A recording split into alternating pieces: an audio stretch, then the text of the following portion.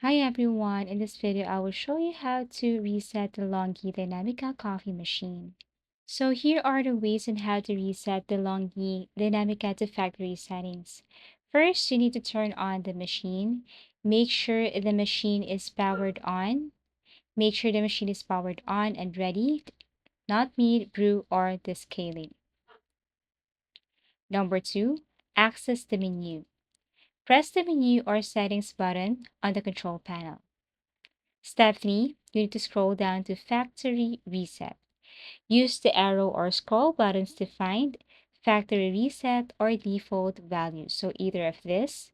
And then after that, on some models, it might appear as Reset to Factory Settings. So it depends on the brand also. So if you see either Factory Reset, default values, or Reset to Factory Settings, just click. Step 4, you need to confirm the reset. Select the option and confirm by pressing OK or following the prompt. The machine may ask, "Are you sure?" and then choose Yes. Number 5, restart the machine.